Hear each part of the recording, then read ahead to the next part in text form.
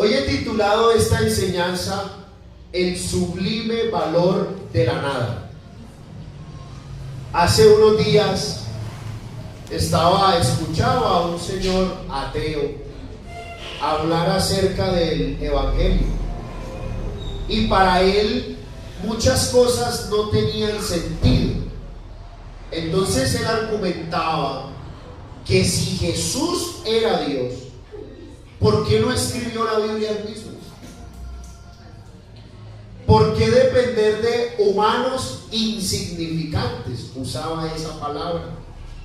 Y mientras escuchaba eso fue algo que me alegró el corazón, porque precisamente esa es una de las evidencias del poder de Dios. Que Dios usa a gente insignificante, que Dios usa a gente con errores, que Dios usa a gente con heridas, con luchas, con traumas, mire, hasta con pecados. Usted ve el caso del sumo sacerdote Josué. El diablo lo iba a acusar y el Señor lo defendió, porque Dios toma lo que para el mundo es insignificante y le da un valor eterno. Dios toma la nada y la convierte en un instrumento de gloria. Abra su Biblia en la segunda carta a los Corintios, el capítulo 4, el versículo 7. Un versículo muy lindo. Algunos no lo sabemos de memoria. Aquí lo tenemos en las pantallas, allí sentaditos, algunos toman notas. Segunda de Corintios 4, 7. Vamos a leer este versículo todos juntos. Vamos a esperar que todos estemos ubicados. Eso, vamos a leer todos juntos. Dice así: pero tenemos este tesoro en vasos de barro, para que la excelencia del poder sea de Dios y no de nosotros. Allí sentadito, incline su rostro, dígale: amado Dios, he venido a escuchar tu voz. Háblame, por favor, porque necesito oír lo que tienes para decirme. Usa a mi pastor, para que por medio de sus palabras yo pueda ser edificado. En el nombre de Jesús. Amén. Mire, no hay riqueza humana que pueda compararse con la gloria de conocer a Dios. El tesoro más grande que existe es el evangelio del Señor Jesucristo. Sin embargo, el apóstol Pablo nos dice que este tesoro fue puesto en vasos de barro.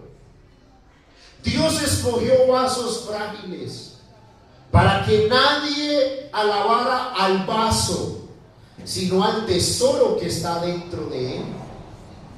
En la antigüedad, en la antigua Roma, existían enormes vasijas de barro, las cuales se llamaban ánforas. Estas eran usadas para transportar todo tipo de elementos. Algunas llevaban aceite de oliva, otras llevaban vino, otras incluso cargaban agua. Pero las ánforas eran frágiles, y cuando quedaban vacías perdían su valor económico, no eran valiosas. Lo que le daba valor a la ánfora era lo que tenía dentro. De hecho, en Roma existe un lugar llamado el Monte Testaccio, el cual es una montaña que está formada por miles de ánforas rotas. Y eso nos deja una enseñanza hermosa, y es que el valor de la ánfora no estaba en el barro, ni en su apariencia, ni en su resistencia. El verdadero valor estaba en su contenido. Y de la misma manera, nuestro valor no está en nuestra apariencia, ni en la plata que tenemos, ni en lo importante que somos, ni en lo que hemos logrado. Nuestro valor está en que usted y yo hemos sido llenos del poder de lo alto. Porque aunque una vasija de barro parezca común, si contiene un tesoro precioso, es valiosa. Eso es lo que es valioso. Adquiere un valor extraordinario. Y nuestro valor no proviene de lo que somos, sino de a quién tenemos en el corazón. Usted me dirá, pastor, pero es que yo tengo muchas fallas. Pero tienes a Cristo en el corazón y eso te hace valioso. Pastor, es que yo me he equivocado mucho. Claro, puede ser, pero tienes el Espíritu Santo y eso te da valor.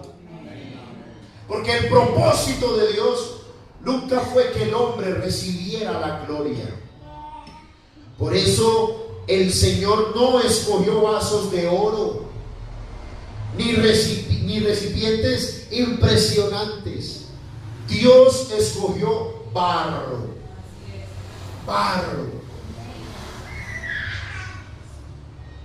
Para que cuando el mundo vea el resultado, entienda que el mérito le pertenece únicamente a Dios.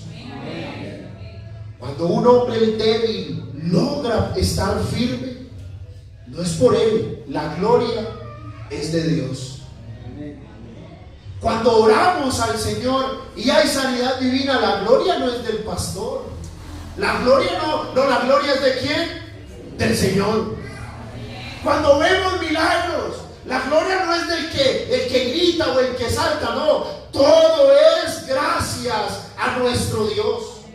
Cuando alguien herido sigue adorando al Señor, la gloria es de Dios. Porque el barro no tiene luz propia. El barro no tiene poder propio. Todo lo valioso del barro es lo que contiene. El Salmo 103, el versículo 14, el salmista dice: porque Él conoce nuestra condición, se acuerda de que somos polvo. Y Dios hace esto para romper el ego humano, el orgullo humano. Porque a veces creemos que las cosas pasan por lo que yo soy, por lo que yo hago, por lo que yo represento. Alguna vez escuchaba a alguien decir: es que cuando yo canto, hermano, pues cuando todos cantamos, puede sonar bonito, puede sonar feo, pero lo que marca la diferencia es de quién estamos llenos. Si el poder de Dios abunda en nosotros, entonces nosotros seremos virtuosos en lo espiritual. Porque a veces decimos: es que fue por mi fuerza, fue mi inteligencia. Hermano, es que es la capacidad, pero todo es gracias al Espíritu Santo en nosotros. Por eso la debilidad sirve como una plataforma para llenarnos del poder de Dios. Segunda de Corintios 10:10. La Biblia dice: la presencia corporal débil, porque a la verdad dice, las cartas son duras y fuertes, mas la presencia corporal débil y la palabra menospreciable. Aquí estamos hablando del apóstol Pablo. El apóstol Pablo escribía cartas y cuando la iglesia las recibía, decían: oiga, qué cartas tan duras. Pero cuando veían al apóstol Pablo en vivo y en directo, ¿sabe cómo lo veían? Oye, pero la presencia corporal débil. Pablo era un apóstol que no parecía apóstol. ¿Cómo nos imaginamos a un apóstol? Nos lo imaginamos tal vez fuerte, nos lo imaginamos tal vez con sabiduría de palabra, elocuente. Pero aquí la Biblia nos dice que Pablo, su presencia corporal era débil, y la palabra menospreciable. Algunos dicen que no hablaba muy fuerte y que debido a las condiciones en las que estaba la iglesia no se le entendía muy bien, porque Pablo no tenía equipos de sonido y no parecía, el apóstol Pablo no encajaba en el modelo humano de apóstol. No parecía un apóstol, no tenía una apariencia imponente, no tenía fuerza en la voz, humanamente hablando, no parecía un apóstol. Sin embargo, en ese que no parecía un apóstol, estaba el poder de Dios. Por eso Pablo, en lugar de exaltar sus logros, exaltaba el poder de Dios. Por eso 1 Corintios 2:4 dice: y ni mi palabra ni mi predicación fue con palabras persuasivas de humana sabiduría, sino con demostración del Espíritu Santo y del poder de Dios. Porque mientras el hombre fuerte confía en sí mismo, el hombre débil aprende a confiar completamente en Dios. Por eso el mismo apóstol dice: por tanto me gloriaré en mis debilidades, para que repose sobre mí el poder de Cristo. Cuando usted lee 2 Corintios 12:9, usted se encuentra al apóstol Pablo gloriándose en sus debilidades. Pero el mundo nos enseña lo contrario. El mundo nos enseña a ocultar nuestras debilidades. Y entonces cuando usted va a una entrevista de trabajo, ¿qué le dicen a usted? No vaya a decir que usted es flojo. No vaya a decir. Cuando usted va a llenar la licencia de tránsito, no vaya a decir que usted es un violento. Cuando usted va a pedir un crédito hipotecario, no vaya a decir que está quebrado. El mundo le enseña al humano a esconder sus debilidades, pero el Evangelio nos enseña que cuando reconocemos nuestra debilidad ante Dios, entonces reposará el poder de Cristo en nosotros.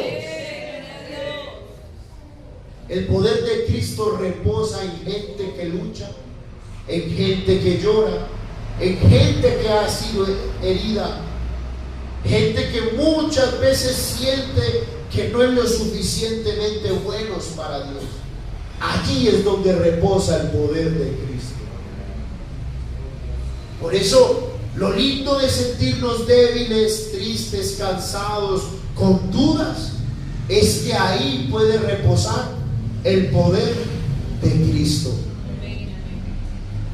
Pero a veces vivimos o creemos que exaltarnos en las debilidades no es algo bueno.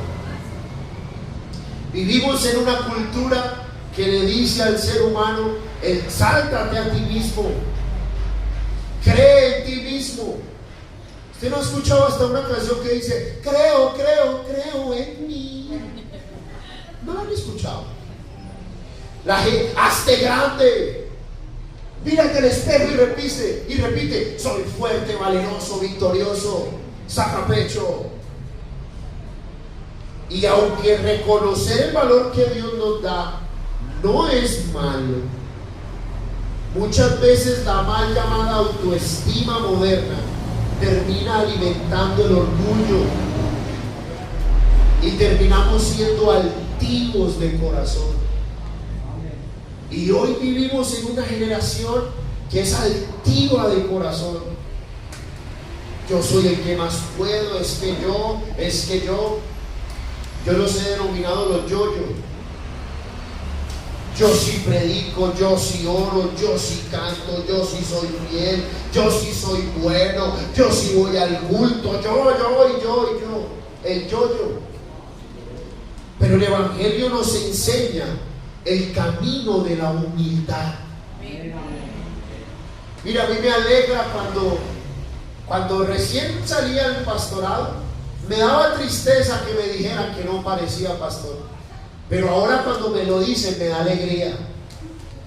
El otro día estaba y un señor me dijo: es que usted no parece pastor. Y yo: gloria a Dios.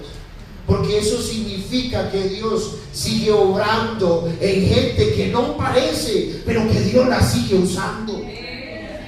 Gloria a Dios. Porque yo sé que soy divino, pero esto no es por mi belleza. Yo sé, ustedes siempre quedan impactados con la hermosura del pastor.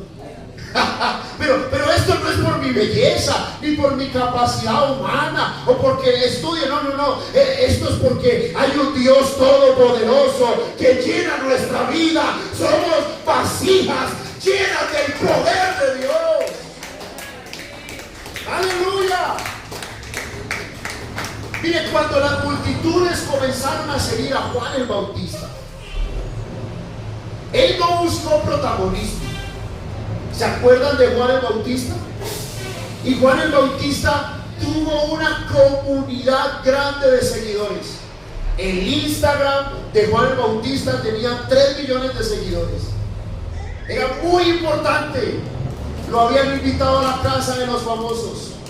Juan el Bautista era un hombre, mejor dicho, tenía muchos seguidores. Pero no, cuando él vio al Señor, no buscó mantener su fama. ¿Sabe qué dice la Escritura? San Juan 3:30. Es necesario, mire lo que dice Juan, es necesario que Él crezca, pero que yo mengue. Oiga, qué lindo. Juan el Bautista tenía seguidores, tenía fama, pero él sabía que lo más importante, lo que mejor podía tener, era que Cristo fuera exaltado, que a Él sea la gloria, que Él fuera glorificado, para que Juan menguara. Porque la gracia fluye donde hay humildad. Pero donde hay arrogancia, autosuficiencia y vanagloria, el Espíritu Santo es entristecido. Y este mismo principio lo vemos en Zaqueo. Cuando leemos San Lucas 19:5, lo primero que el Señor le dice a Zaqueo es lo siguiente: Zaqueo, date prisa, desciende. Mire, Zaqueo, date prisa, desciende, porque hoy es necesario que pose yo en tu casa. ¿Saben que yo escribí hace muchos años una prédica? Bueno, muchos años, como si tuviera 50 años de ministerio. Aleluya. Bueno, hace unos años, que la titulé Dios está abajo. Dios está abajo. Porque a veces, miren, lo que necesitamos para encontrarnos con el Señor es humillarnos. Zaqueo, date prisa, desciende.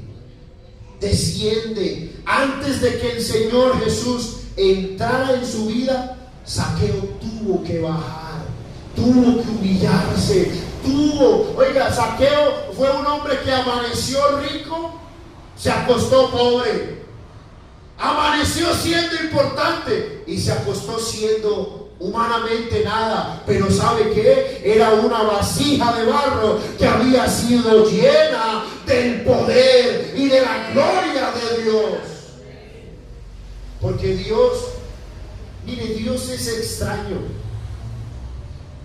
Si aquí nos convocaran, Martín, te llaman a la selección Colombia, nuevo técnico de la selección Colombia, Martín Gómez, ¿tú a quién eliges para ir a la selección? ¿A los buenos o a los malos? A los buenos. Entonces me elegiría al pastor, elegirías a James, a los que otros, elegirías a los buenos. Pero resulta que Dios hizo todo lo contrario. ¿No le parece que Dios actúa de una manera a veces extraña? Dios no escogió a los mejores. No. Uno pensaría que Dios había escogido a los grandes filósofos de la historia. ¿Qué tal a Aristóteles, Sócrates, Platón, Arquímedes? ¿Qué más? ¿Cómo que Dios no? Ese no es filósofo. A los intelectuales. Oiga, el Señor hubiese escogido a los intelectuales. Yo alguna vez me puse a pensar que si yo fuera Dios, yo llamaría a los intelectuales: físico nuclear, ingeniero químico. ¿A quiénes escogería Dios? A mi concepto, a los magnates más grandes del mundo, empresarios que tuvieran dinero. Pero Dios hizo todo lo contrario. Escogió pescadores, escogió campesinos, escogió cobradores de impuestos, escogió hombres sin letra. ¿Sabe por qué? Para que la gloria no sea del hombre, sino de Dios. Si hoy estamos aquí, no fue porque nosotros elegimos estar aquí, no, fue porque Él nos escogió primero, fue porque Él nos amó, fue porque Él nos ha llenado, no por nuestros méritos, sino por su gracia. Aleluya, aplauda fuerte el nombre de Jesús. Mire, Dios no está buscando hombres poderosos. Dios está buscando gente que quiera llenarse de su poder. Dios no está buscando gente inteligente, porque en este camino, por torpe que seas, no te vas a extraviar. ¿Sabe qué es lo que anda buscando Dios? Gente que quiera llenarse de Él. Eso es lo único que anda buscando el Señor. Y tal vez uno a veces piensa: es que yo no tengo estudios, yo no tengo mucho dinero, yo no tengo muchos talentos. Pastor, es que a mí se me enredan tantas cosas. Pero Dios está en busca de personas que le digan: Señor, lo único que tengo es mi corazón, lo único que tengo es mi vida. Eso es lo que busca Dios. Con esto quiero contarles una historia para ir finalizando. Y esta es la historia de un rey que era admirado en todas las naciones por su sabiduría. Sus consejeros eran nobles, sus generales eran valientes, su corte estaba llena de gente distinguida, preparada. Pero resulta que un día el rey toma una decisión muy extraña. Decide llamar a un joven esclavo, a un campesino esclavo, y lo manda a llamar al salón real. Cuando el esclavo llega tembloroso, pensando que es una mala noticia, el rey le dice: desde hoy tú serás mi portavoz, llevarás mis mensajes a las naciones y hablarás en mi nombre delante del pueblo. Y todos en el salón hicieron silencio. De pronto empiezan a murmurar los nobles y empiezan a decir: el rey se enloqueció. ¿Cómo se le ocurre escoger a un insignificante esclavo que trabaja en el campo para que sea su representante? Uno de los más allegados consejeros se acerca al rey y le pregunta: ¿por qué lo elegiste a él? Y el rey respondió: para que conozcan el sublime valor de la nada. Lo importante no es el mensajero, es el mensaje. Y a partir de ese día, cada vez que el esclavo llegaba a una ciudad, la gente no se maravillaba del esclavo, sino del rey que lo había escogido para usarlo como su representante. Y yo le voy a decir algo: nosotros éramos esclavos del pecado, no teníamos méritos, No podíamos comprar la gracia de Dios. Éramos barro, débiles e imperfectos. Pero el Rey del universo puso sus ojos sobre nosotros. El Rey del universo nos salvó, nos llenó de su Espíritu Santo y nos ha llenado de su gloria para que seamos representantes suyos. Aplauda el nombre de Jesús. Y yo creo que hoy el Rey nos sigue llamando. Y yo le voy a invitar, si usted quiere venir al altar o quiere orar donde está, porque nuestro Dios sigue escogiendo barro para llenarlo de su gloria. Eso es lo único que anda buscando el Señor. Pastor, pero yo soy malo. Si te quieres llenar de la gloria de Dios, eso es lo único que anda buscando. Pastor, pero usted no sabe los errores que he cometido. Si te quieres llenar del poder de Dios, eso es lo único que Él anda buscando. Porque Dios sigue usando vidas quebrantadas para manifestar su poder.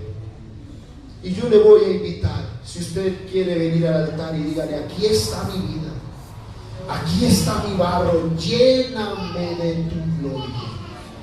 Dígale: Señor, lléname de ti. ¿Cuántos quieren llenarse del poder de Dios? Dígale: Señor, yo necesito que me llenes. Aquí estoy, Señor, como aquella ánfora que tal vez no tiene mucho valor, pero que tiene un valor glorioso por el contenido que hay en ella. Señor, aquí estoy para que me llenes de ti. Oremos todos juntos. Dígale: Señor Jesús, reconocemos, Dios amado, que sin ti nada somos. Gracias, Señor, porque nos escogiste por amor y nos llenas de tu gloria. Así como aquel rey escogió a un esclavo para llevar su mensaje, para ser su representante, hoy nos escogiste a nosotros para ser portadores de tu gloria, Señor. Llénanos, ayúdanos, mi Cristo. Queremos ser llenos de ti, porque el valor en nosotros no está en lo que hacemos ni en el dinero que tenemos. No, eso es efímero, pero el poder tuyo en nosotros, Señor, nos dará peso de gloria. Tú eres